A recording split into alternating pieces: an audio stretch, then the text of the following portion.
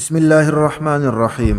السلام علیکم ورحمۃ اللہ۔ آپ سب کو AH.official کی طرف سے خوش آمدید کہتے ہیں۔ امید کرتے ہیں کہ آپ خیریت سے ہوں گے۔ آپ ویورز کو درخواست کرتے ہیں کہ چینل کو سبسکرائب اور ویڈیو کو لائک کریں۔ شکریہ۔ آج کا ہمارا ٹاپک ہوگا طبیب کی نصیحتیں۔